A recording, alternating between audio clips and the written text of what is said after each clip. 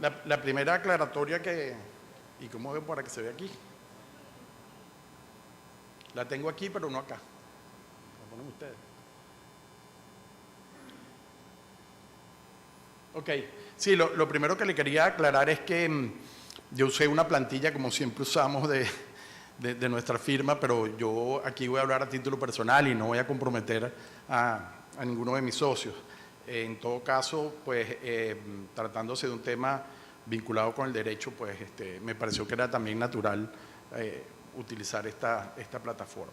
Fíjense, para abordar este tema, yo me planteé una pequeña agenda de 4 puntos. Lo primero es la iniciativa privada como promotora del desarrollo económico, social y el bienestar, que fundamentalmente es el corazón de esta presentación.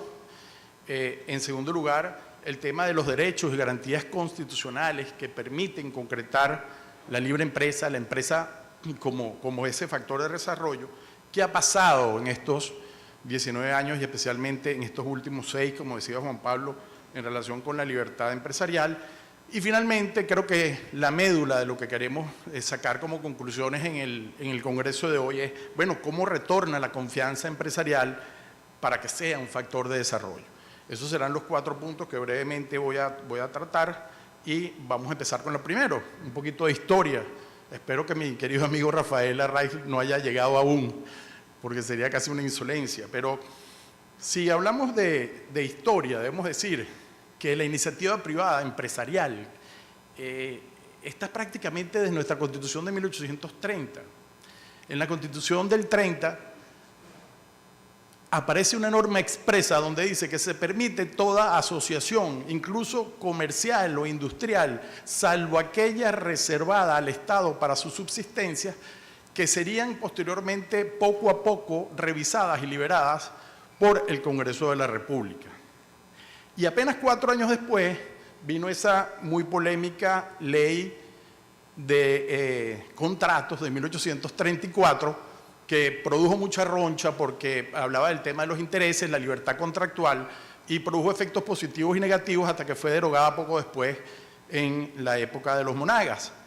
Pero de nuevo, a tan solo 4 años de fundada la República, ya se entendía que ese concepto de asociarse para emprender era fundamental para generar desarrollo. Y así se fundaron las primeras empresas organizadas, que en la época, por supuesto, colonial, estaban muy centradas en los cultivos, luego el papel, los textiles, y el país se fue desarrollando gracias a esta actividad empresarial privada, la industria eléctrica, metalmecánica, la minería, la industria automotriz, y los empresarios visionarios.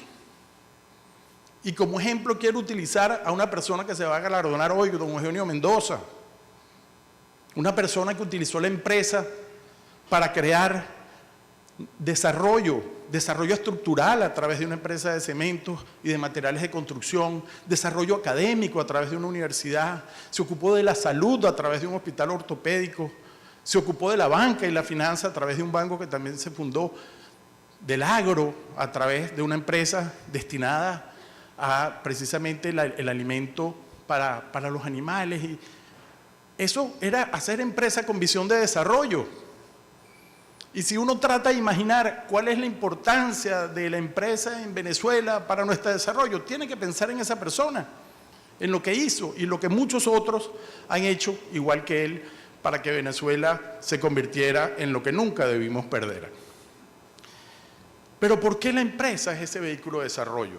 Eso que Juan Pablo habla muy bien de la empresarialidad. No solo es por el deseo individual de crear riqueza por la riqueza misma, sino porque conceptualmente la empresa implica una organicidad, es organizarse para producir, y eso implica que quien invierte para producir sea doliente, y ese es el fracaso de las empresas estatizadas, no tienen doliente, y esa organización no termina siendo para producir, sino más bien para enriquecerse de manera individual. Y ese vehículo, que es la empresa como motor de desarrollo, como elemento fundamental del desarrollo, para lograr erradicar la pobreza, implica no solo la inversión de capital, el trabajo, sino además la sustentabilidad del desarrollo. Por eso es que en los objetivos del milenio de la ONU, que fueron ratificados en el 2012, hay una cantidad de lineamientos sobre la importancia de la empresa en el desarrollo de la producción y del bienestar a nivel mundial. De modo que parece casi que de perogrullo que a estas alturas de la historia de la humanidad, en Venezuela tengamos que rescatar el valor de la empresa como vehículo de desarrollo, como vehículo de bienestar y sobre todo de sustentabilidad social. Pero a eso hemos tenido que llegar, a volver a hablar de la importancia de la empresa en el contexto de la sociedad. Eso significa que hemos vuelto al pasado, como la producción petrolera, a muchos años atrás, por no hablar de los niveles de desnutrición. Aquí está mi hermana Susana, que por cierto, cuando Luis Pedro dijo Rafael, y yo pensé que iba a venir ella y le iba a decir cosas mucho más interesantes que yo, pero lamentablemente a eso nos han conducido a tener que rescatar el tema de la empresa. Pero eso que vimos desde 1830 para acá, ¿cómo se concreta en la actualidad, en la vida real? ¿Cómo se come eso, como diría el difunto Miquilena? Pues miren, eso se come a través de normas constitucionales muy claras, normas constitucionales que conforman lo que se llama el régimen socioeconómico de la República, que está en nuestra Constitución y que reconoce y garantiza la iniciativa privada, no solo empresarial, sino incluso en la educación. Y el primer artículo es el 112, que obliga al Estado a promover la iniciativa privada empresarial como vehículo de desarrollo. El artículo 299 de la Constitución, que habla del desarrollo armónico de la economía gracias a la empresa privada. Y además, la generación de empleo y valor agregado. Eso es parte de nuestro pacto social.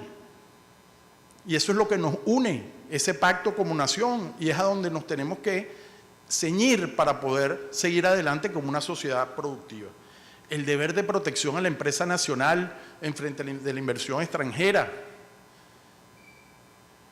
Por cierto, aquí nos hicimos parte del Mercosur y ahí era exactamente lo contrario a lo que nos podía pasar. Pero en fin, a donde quiero llegar con esto es que hay una obligación del Estado de coadyuvar, de promover y de incluso de proteger a la empresa nacional, incluyendo a la pequeña y mediana industria, como lo dice el artículo 308 de la Constitución. Y ese es nuestro sistema socioeconómico. Pero además la Constitución establece los derechos y garantías que permiten ser empresario, ser un individuo productivo o una asociación productiva. Y el primero de ellos es la libertad económica, esa misma que les citaba de la Constitución de 1830, se mantiene. El derecho a dedicarse a la actividad productiva de la preferencia de cada quien sin más limitaciones que las establecidas en la ley. La reserva de ciertos sectores del Estado, por parte del Estado también tiene obviamente un rango constitucional, pero es una reserva que tiene que ser la excepción. Aquí no, aquí tenemos un Estado metiche, un Estado que se quiere ocupar de todo y que ha tratado de asumir todo como único vehículo para generar productividad, desarrollo y bienestar social, y ya estamos viendo las consecuencias. El otro derecho es la propiedad del capital, pero de los activos productivos. Todos tenemos derecho a utilizar nuestro patrimonio para consolidar empresas que lleven a esa generación de prosperidad y riqueza. El derecho al libre tránsito de nuestros activos y nuestros bienes. Ahora aquí hay limitaciones de tránsito hasta de un sitio a otro. Recuerdo que hace días en una de las reuniones que teníamos preparando este evento, Luis Pedro comentaba que entre Margarita y Caracas hay que pasar algo así como 16 alcabalas o 26 alcabalas, un número insólito. Pues bien, esa actividad económica es fundamental, perdón, esa libertad de tránsito, porque no solo incluye los bienes, sino las divisas, por cierto.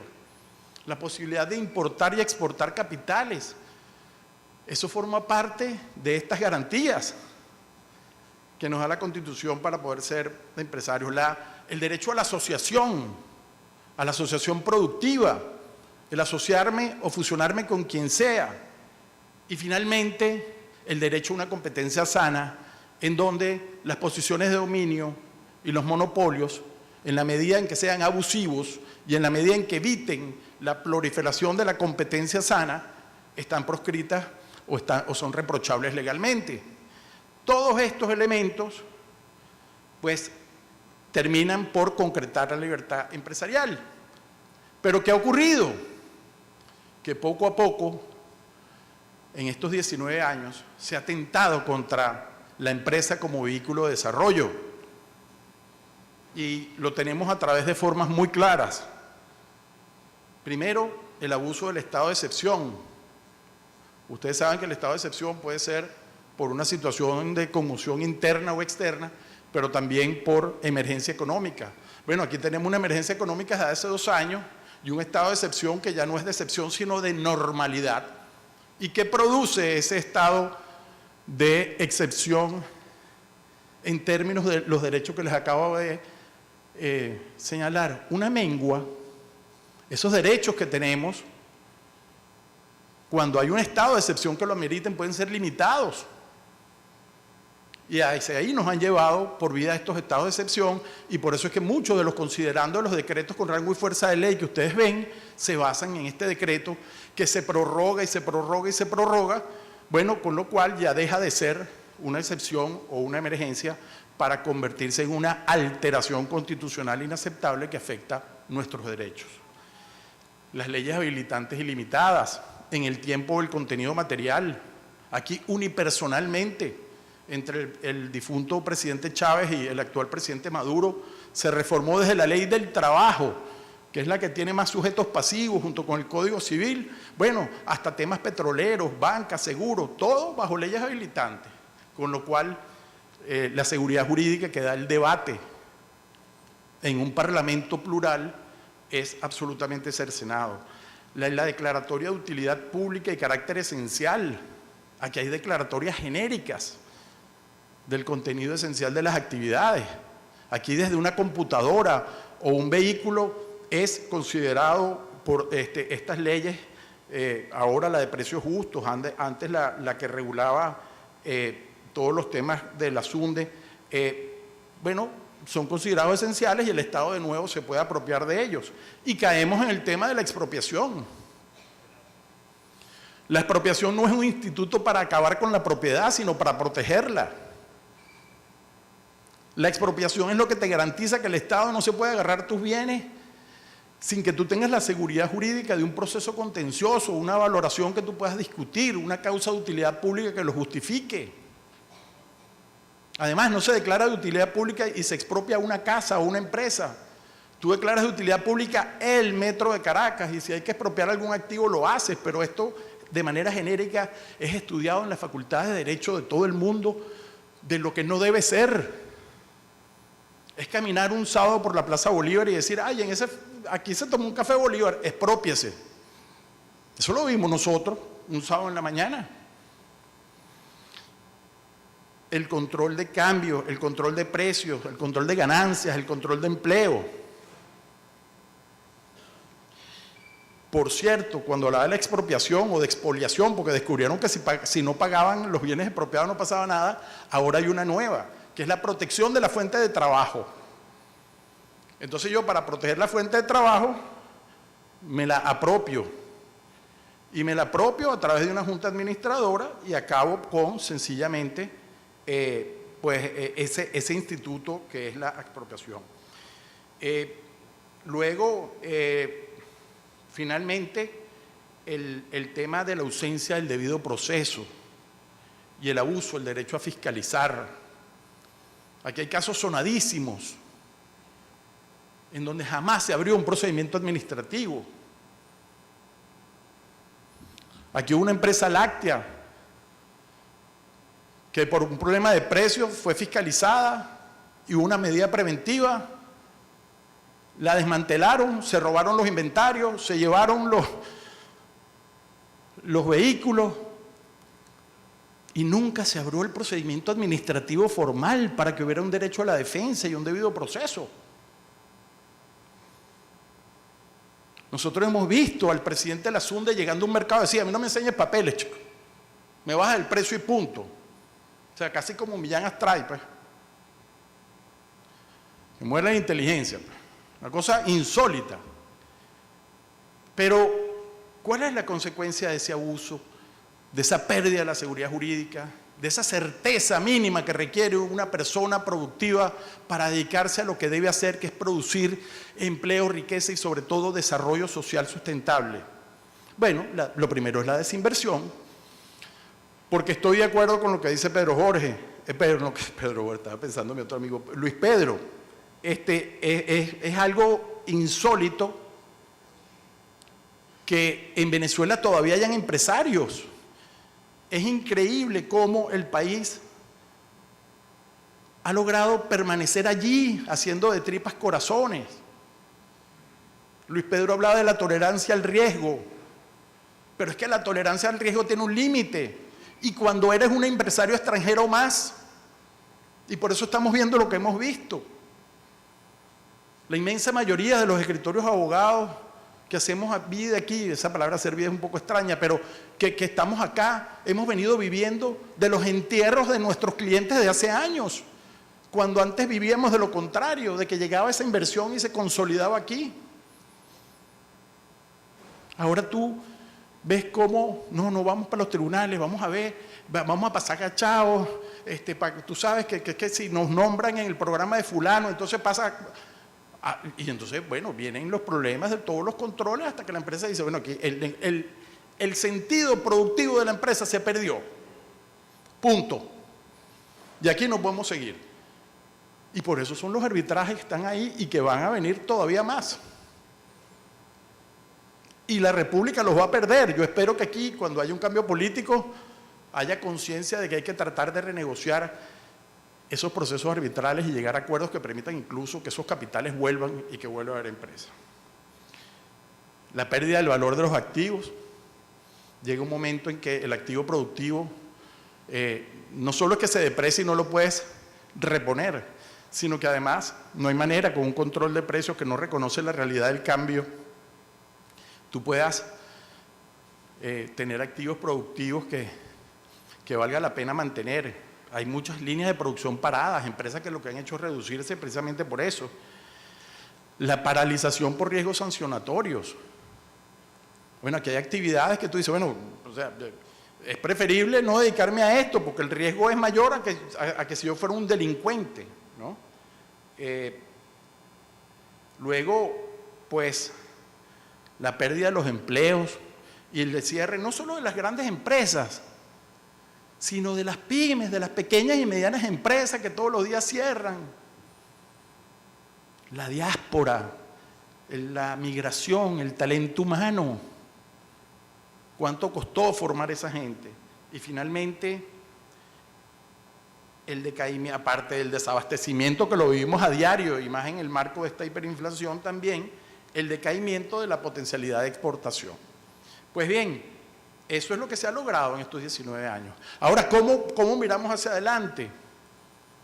¿Cómo vamos hacia donde este Congreso pretende, a la construcción de una Venezuela productiva, con un desarrollo social sustentable? Bueno, lo primero es que tenemos que recuperar la seguridad jurídica, incluso para los temas de ayuda humanitaria. Pero una seguridad jurídica que te permita saber cuáles son las reglas del juego y tener capacidad de previsión, porque tú no solo tienes que lidiar con el éxito de tu actividad empresarial, sino que te tienes que ocupar de defenderte de quien debería protegerte y fomentar tu actividad o promoverla. Bueno, lo primero es la recuperación de la institucionalidad como modeladora de la conducta y del comportamiento, no solo de los ciudadanos entre sí, sino del Estado. El Estado se rige por el principio de la legalidad, tiene que hacer solo aquello que la ley le permite. Los ciudadanos nos regimos por el principio de la libertad, que podemos hacer aquello que no nos está prohibido. Bueno, desde ahí en adelante, por eso es que la institucionalidad, empezando por la Constitución, es lo primero que hay que rescatar.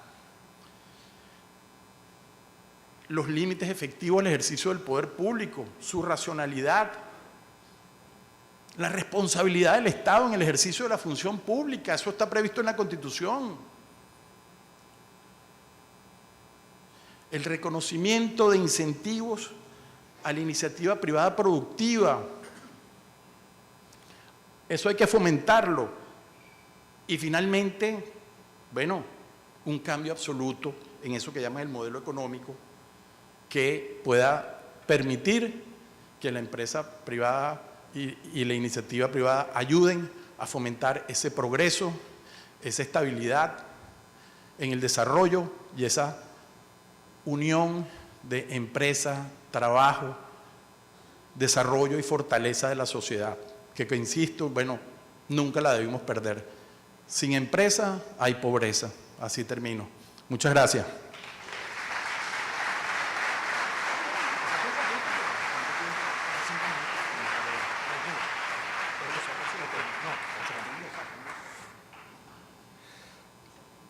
Yo creo que muchos de los que están aquí tienen al menos los mismos años que yo. Y todos los sábados el maestro Cabruja nos regalaba un artículo en El Nacional. Por supuesto, las damas no deben saber de eso, entonces le preguntan al caballero que tienen al lado que cómo era eso. Y yo recuerdo un artículo de Cabruja que él relataba su visita a un liceo de Caracas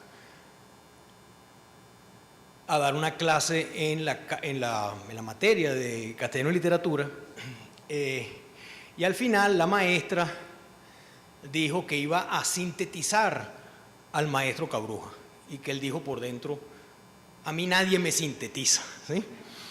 Yo no voy a sintetizar ni de cerca al doctor Rafali, pero voy a simplemente a señalar dos cosas que yo creo que podrían de alguna manera englobar algunas de las cosas que él dice. En la teoría política clásica, la distinción entre el Estado despótico y el Estado de Derecho es que el Estado de Derecho es un Estado calculable. ¿Qué significa eso? Significa que usted sabe, usted persona, usted familia, usted institución, la que sea, sabe qué es lo que puede hacer el Estado contra usted y qué es lo que no puede hacer el Estado contra usted. Y ese dota un principio de calculabilidad, dota un principio de orden que le permite a usted asumir riesgos. Asumir riesgos como, por ejemplo, estudiar una carrera universitaria durante 5 años porque cree que después, al terminar sus 5 años, va a poder ejercer eso que estudió. Eso es un riesgo, eso es una inversión cuando usted se pone a estudiar. Igual que es una inversión, por supuesto, cualquier actividad productiva. Cuando el Estado deja de ser de derecho, porque no es calculable, pasa a ser despótico. Y cuando pasa a ser despótico es porque es discrecional. Y toda la lista que nos mencionó el doctor Rafali es la lista de discrecionalidades. Y cuando el país se vuelve discrecional es imposible que se genere riqueza. Y eso es algo que evidentemente digamos, este sistema político no ha entendido. Y es que no hay forma de recuperar el crecimiento económico y la estabilidad si no regresamos al Estado de Derecho. Por supuesto, ahí yo coloco una pregunta que es bueno que la tengamos en el tintero. ¿Es posible que un Estado despótico genere prosperidad? Sí, desde el punto de vista económico solamente. ¿Por qué? Porque bastaría generar un marco regulatorio dual, es decir, en ciertos ámbitos, ¿verdad?, se respetan ciertas normas, se generan marcos de calculabilidad. En el caso venezolano podría ser el sector petrolero, en el caso venezolano podría ser el sector turismo, ¿verdad?, y algunos otros sectores contados con los dedos de una mano, para que entonces los inversores en esos sectores tengan la posibilidad de generar calculabilidad y estar dispuestos a asumir algunos riesgos que vayan más allá de la recuperación de la inversión en un año. Pero también necesita que ese Estado despótico sea eficiente. ¿Por qué? Porque una economía necesita que se produzcan bienes públicos esenciales. ¿Cuáles son esos bienes públicos esenciales? Seguridad, sustentabilidad y sostenibilidad del crecimiento, eso es ambiente, regulación de monopolios naturales y promoción de grupos sociales o bienes semipúblicos, que estamos hablando básicamente de educación y salud. ¿Es posible que el Estado despótico que tenemos hoy en Venezuela genere prosperidad? De ninguna manera, porque no es capaz ni de generar ese marco regulatorio dual, ni tampoco de producir esos bienes públicos mínimos que necesita cualquier economía que pretenda funcionar. Por lo tanto, la superación del Estado despótico y la recuperación de la institucionalidad para tener nuevamente un Estado social es una condición fundamental para volver otra vez a tener crecimiento económico y de allí tener la posibilidad de superar la pobreza.